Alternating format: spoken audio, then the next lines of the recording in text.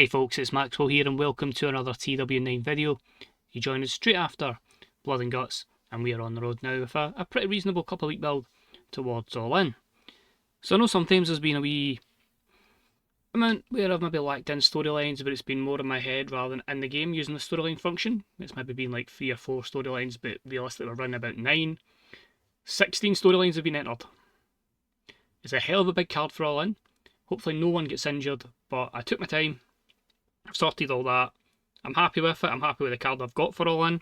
It's up to me to make it creatively class, to make it a really good run there and a good show as well. But yeah, happy with the time I took and hopefully it pays off.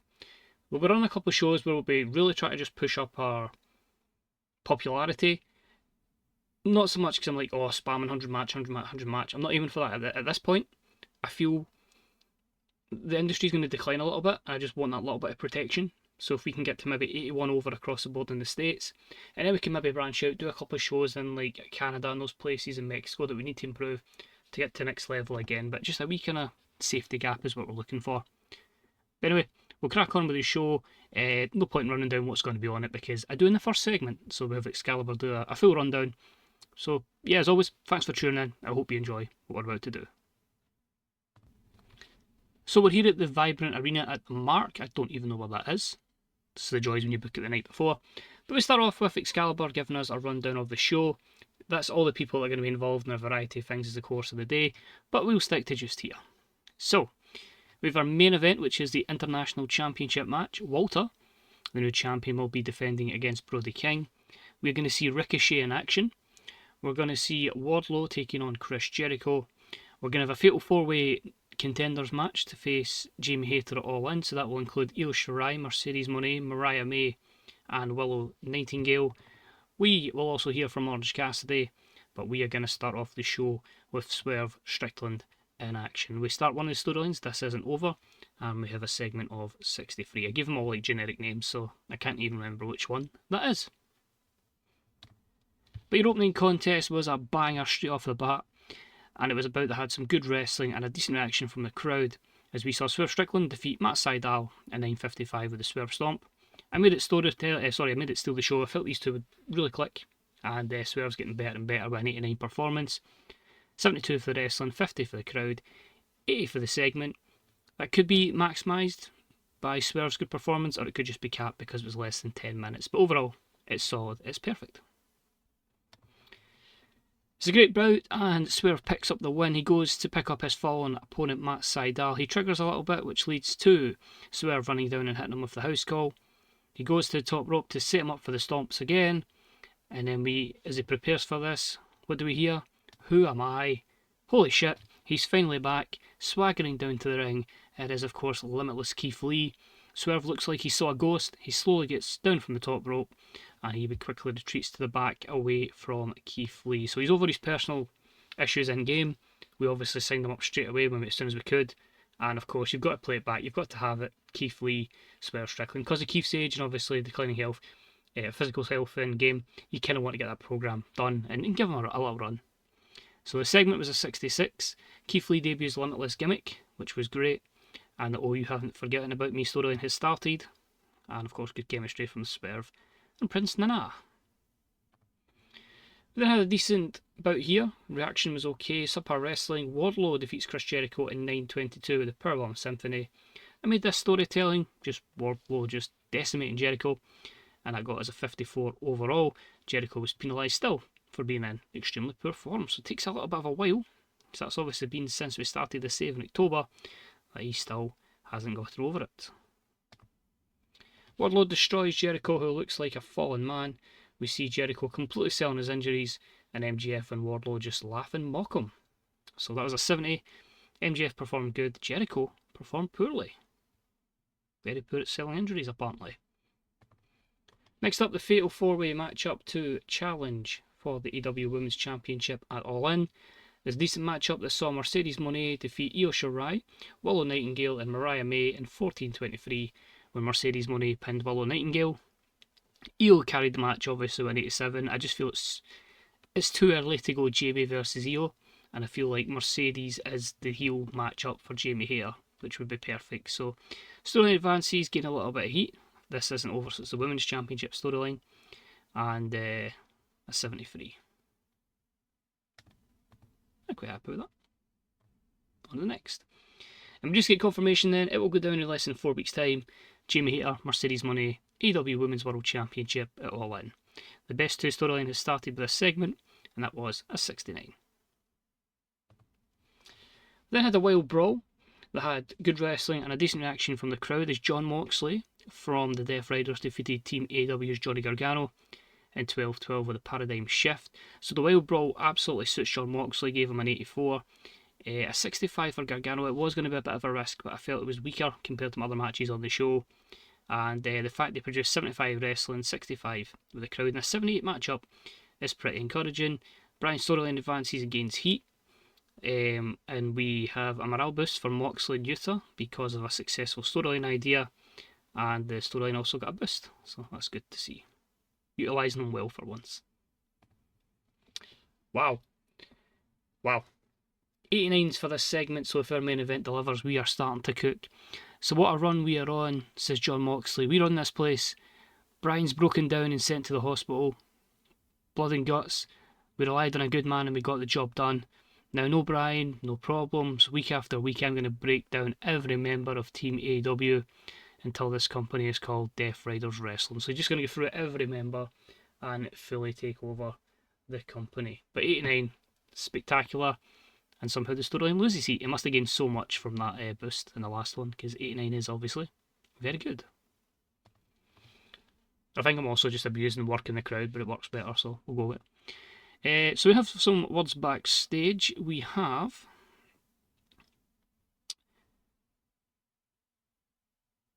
Ricky Starks and Wardlow. They go up to Ricochet, and they say, so we thought about it, and MJF and Regal like what they see. You seem like you want in. Do you want in? Basically, so they ask Ricochet if he wants in to join Ricky Starks, Wardlow, and it seems like MJF and Regal, and Ricochet goes, who, me? Nah man, with you guys. Brother, I've got my sights set on the top, and while you guys are quite class, I also know a guy. And then he does that Ricochet laugh that's, I'm never going to try and replicate it, but so Ricochet is going somewhere, but it isn't going to be with that particular stable. That was a 63. He was in action next and he took on Johnny TV.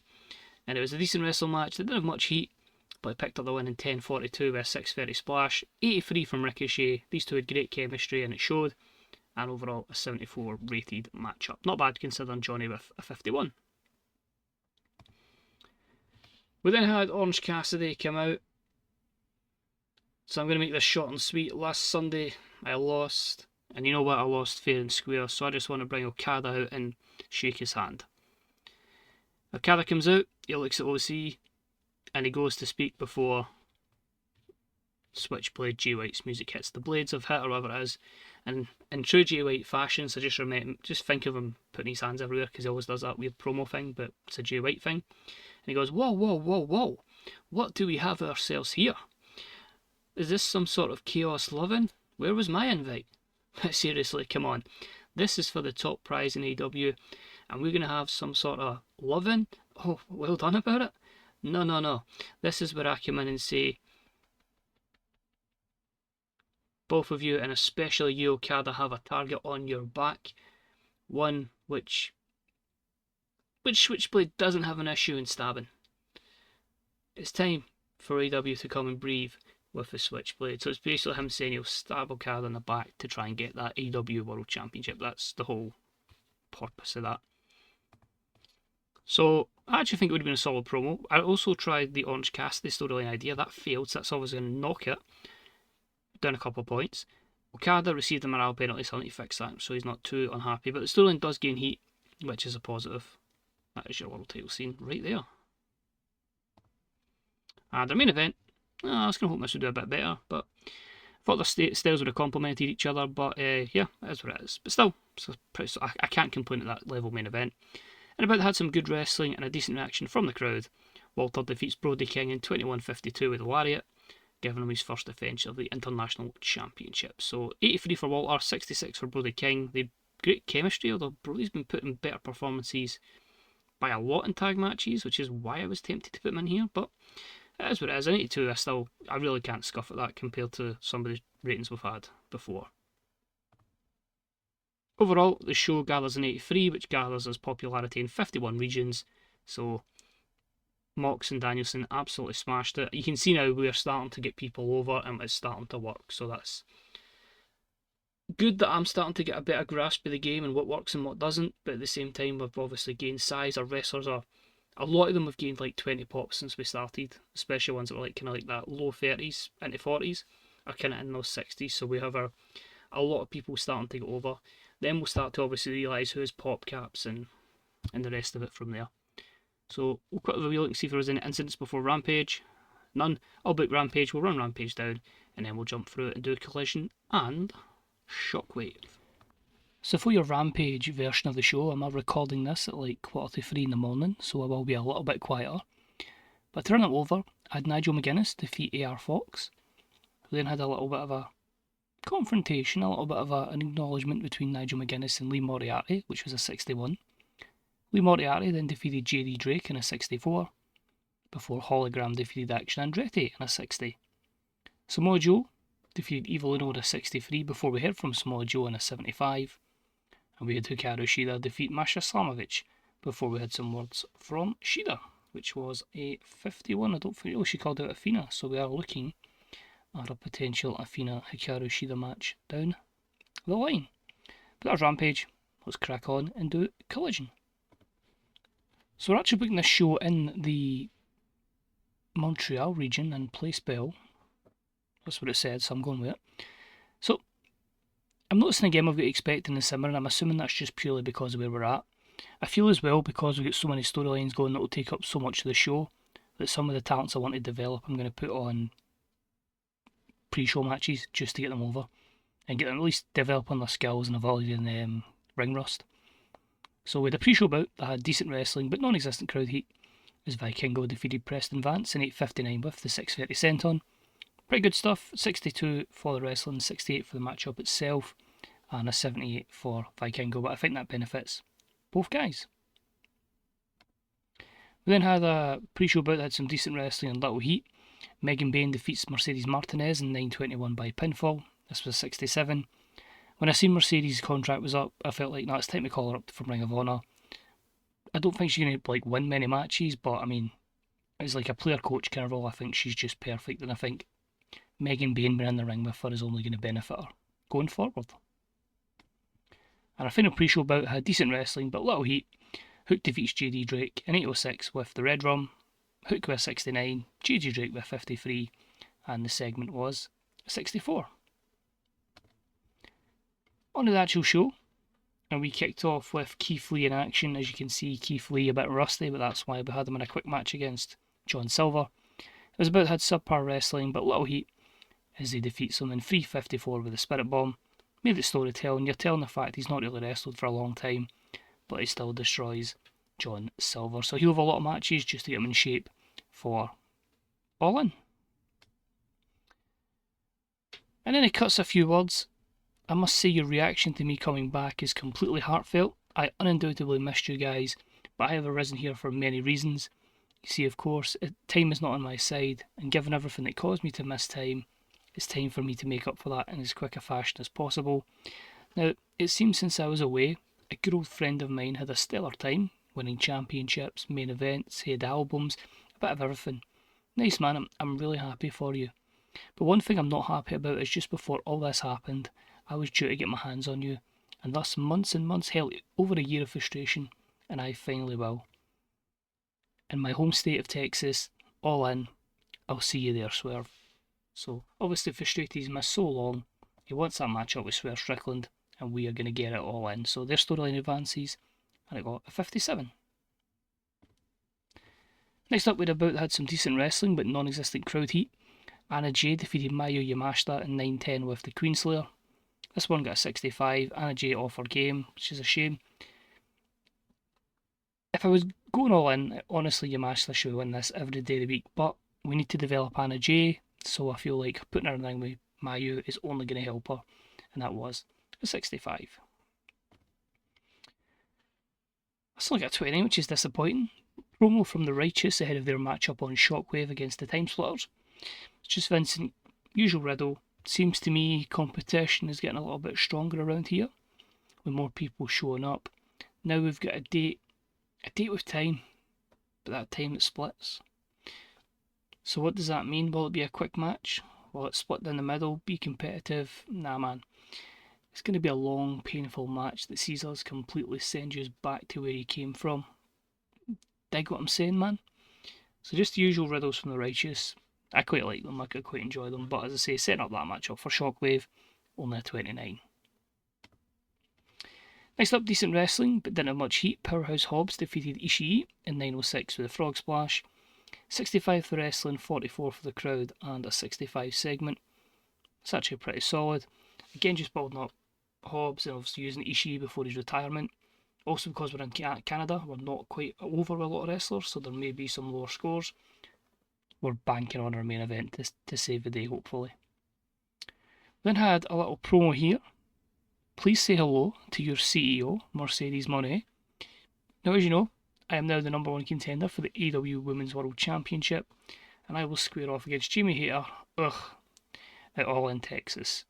Now, I don't want to get ahead of myself, but you should see all the celebrations we have planned for that night when I defeat Jamie and add another accolade to my collection. She's interrupted. Mercedes, are you even listening to yourself talk? May I remind you that not only am I the AEW Women's Champion, but also the winner of the Elite Shine Grand Prix, a competition that you couldn't even make to the final. So don't you start getting ahead of yourself just yet, because at All In, you're going to get a heavy dose of Haterade, obviously her big clothesline. So this storyline advances. Mercedes enjoyed going off script. Jamie struggled, which is not ideal, and it was a 63 rated segment. Also in our women's division, we had some good wrestling and a decent reaction from the crowd, as Chris Statlander defeated Io Shirai in 14:02 with the handful of the tights. 74 for wrestling and a 76 for the segment overall. Io was 86. Chris was a 63, she was off her game, but the storyline advances and gains heat. I feel this one gains a bit of heel heat towards Chris. I feel that if Io loses, it's fine because she's so damn talented, she'll get that overness back, no bother, and it can only benefit Chris Statlander in the long run. So delighted with that one. And I don't think it's their best match. I think they have had an 80 before, but yeah, Io would beat her every other time, so third time lucky for Chris Statlander. We had some good wrestling and a decent reaction from the crowd as Aussie Open defeated Private Party in 12:49 when Kyle Fletcher pinned Mark Quinn with the Coriolis and made this steal the show, and this was the second defence of the AEW World Tag Team titles. 77 and an 80. Kyle Fletcher really off his game, yet still brings a 86. He's going to be so good in the future. But I need to keep Aussie Open as a tag team just now. I don't want him getting lost in the shuffle. Aussie Open, they pick up a spectacular win defending their AEW World Tag titles, and as they head to the back, they look across the backstage arena to see a smirking Paul Heyman. Paul Heyman has debuted his Advocate gimmick, which got an initial rating of great. The My Name is Paul Heyman storyline has advanced but lost heat, and the performance of Paul Heyman was good. 65. Interesting. Wonder what it'll lead to. With the Wild Brawl, they had some subpar wrestling and little heat, as Mark Briscoe defeated Johnny TV in 9:39 with the Froggy Bow, just to give Mark a bit of positive momentum, and it was a 56. Because this also set him up to get his ass kicked. He's in the ring. The lights have went out. They're back up, and he's surrounded by the House of Black. Malachi Black hits Briscoe with a black mass, out cold completely. Lights go out, come back, and it's just Briscoe in the ring on his own. But basically, we're setting up, as you can tell, Mark Briscoe, FTR, to battle the House of Black. And our main event. Well, it's actually done alright. And about that had some good wrestling and a decent reaction from the crowd, while Ospreay defeats Wheeler Yuta in 22:19 with a hidden blade. During the matchup with Hangman Adam Page accidentally hit Ospreay. Oh, shouldn't have been accidentally, but there we go. I should have said accidentally hit Yuta, but it sort of makes sense. 88 for Ospreay, 69 for Yuta. Their storyline advances against heat. The storyline idea was deployed was a failure, and both of them had a morale hit, so that's a shame. But 81 is still a strong main event. And it means that Ospreay gets one win over the Death Riders, obviously previously faced them at Blood and Guts. This needs to really hit lower, we will be in a bad position. We've words from Ospreay anyway, talking about Hangman, and he just goes, nah, not tonight, Hangman, bruv, it ain't happening. I know how much I piss you off, son, and honestly, it's hilarious. But yeah, we've went to war twice now, and I think we both need to accept that this needs to come to an end. So grow some bollocks and step up to me like a true cowboy. All in, Texas. You see, I've got goals in AEW. I've aims of being the AEW World Champion, and if I want to get there, I need to get rid of you, bruv. End you for good. So 68 for the promo, their storyline advances. And overall, a 76, and we increase our pop in 2 regions, so it could have been better. We never really done much in terms of the promos. They were good written out, I was happy with them. But yeah, it's not an Orange Cassidy 88 knocking it out the park. Finish the show, anything happening? No locker room incidents. Time for some Shockwave. And to finish it off, we'll have our quick rundown of Shockwave. So we end up with over 7,500 fans in the place bell. And we started off, the good thing about Shockwave is I just treat it as I don't write out the promos, we just make it quick, snappy, on to the next. So just had a little back and forth between Jay White and Orange Cassidy, hyping up obviously the matchup All In, obviously including Okada, who's not there, the world champ. But a 79 segment, storyline advances, gains heat, Orange Cassidy benefits from a hot catchphrase. We had a decent matchup here. Becky Quinn defeats Sky Blue in 8:05 with hard knocks. I made this steal the show. Pretty happy with that one. As I say, Sky Blue, despite losing, had the groundswell of public support. They had good chemistry, which lifted the match up. Got a 70, which is good for only 8 minutes. And Becky with a 79 to Sky Blue's 49. As I say, working with Becky could only improve Sky Blue. Terrible Wild Brawl next, obviously wasn't going to suit their styles, but Nigel McGuinness defeated Ortiz in 10:25 with the Tower of London. 49. I don't know if anything for Ortiz, honestly. I just feel like as soon as him and Santana split, it's been Eddie Kingston's lackey. So hopefully in real life it doesn't go that way, but I'm not optimistic for him. As I say, I loved Santana and Ortiz as a tag team, but evidently that's never going to happen again. Next up, subpar wrestling and non-existent crowd heat. We had Rocky Romero defeat Rhino in 8:24 by countout. A 53 just to continue the scapegoat storyline, which lost heat. Rocky Romero benefiting from being an amazing forum, and a 53. I can't remember if Rhino is going to retire. I don't think he is, because it's given me the option to ask him to, but obviously you kind of don't want to be pushing somebody that's 50 and is basically there as a battering ram. Next up, poor matchup. Athena defeated the returning Bunny in 8:24 with a top rope stunner. Made this a storytelling matchup. 62 segment overall, 69 for Athena, 40 for the Bunny. The Bunny's just here to add depth to the women's division. Don't expect a push, as evident by Athena picking up the win. And then Athena then cuts some words on Hikaru Shida, who called her out on Rampage, and just says, that's fine. Next week, find the show. TBS Championship on the line. Let's do it. That was a 66. We then had that matchup with decent wrestling and non-existent crowd heat. And I remembered to book at this one.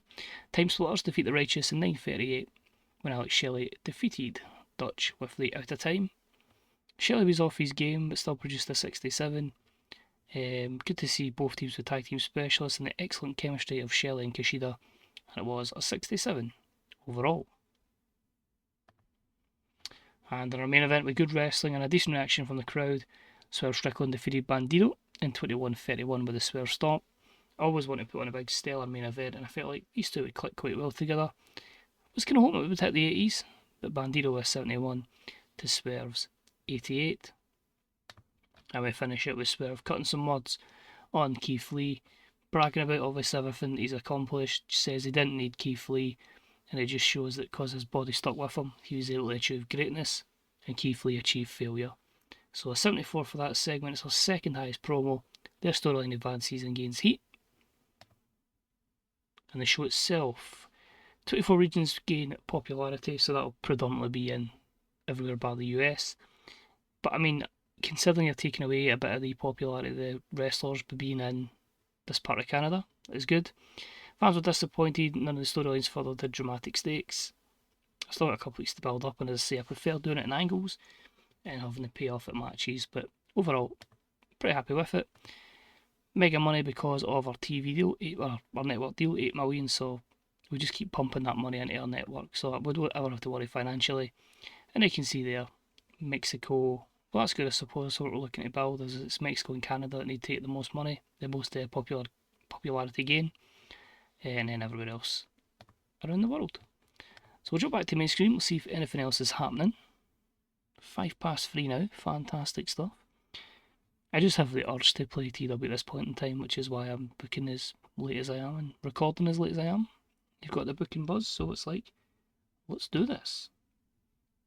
So we'll see Arena, some pretty decent attributes in there. Oh, if TNA hired someone interesting, Choco Pro maybe.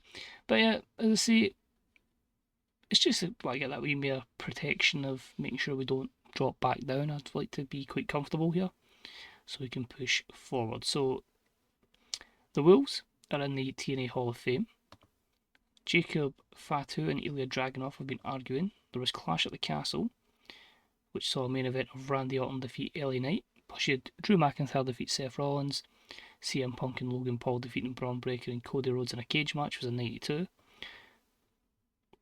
I think if that happened in release, I think Punk would walk out in the spot if he had to team with him. Ricky Steamboat leaves the business. Bob Backlund retires from the business as well. AJ Styles away to Noah. Anything else here that directly affects us apart from our shows? Not overly. So we'll just see here. Choco Pro offer a deal to Kento Miyahara, who's on our shortlist. And TNA have offered a contract to Chris Statlander. Okay. It's handshake. That's fine. I'll let her wrestle in TNA if it's handshake. Popularity's at 61, started at 45, so obviously that win over EO was massive. I'm going to check actually, is that hampered EO? 60, there you go. But she was only 64. That's not too bad, that's not too bad a loss. So yeah, so I said it would benefit Statlander a bit more. 1.2 million viewers watched Collision. Shockwave get 11.5, thanks network deal. MVP says Anna Jay is going to be a star, that's the plan. Still a long way to go in terms of her skill sets, but you can see everything's making decent gains. It might take her till she's 30, and hopefully we're still playing the save at that point when she truly breaks through. Popularity wise, she's up by 8, so good stuff there. And time to heal for Rocky Romero. Lovely pause for a sneezer. Anyway, thank you very much for watching, it's much appreciated. If you can leave a wee thumbs up, it would be appreciated as well. And yeah, check us out next week. We'll have another episode in 3 days' time with another run of the 4 shows before we get a wee step closer to All In. And of course we have that one night tournament coming up in August, the Battle of Los Angeles. I've picked out the 16 men and 16 women, the 2-night tournament. It's going to be a blast because it is all main event level, male and female wrestlers. But as always, check out the Fantasy Booker subreddit, Grey Dog Software forums, TEWDB.com and BeTheBooker.net. And I'll see you then. Bye bye.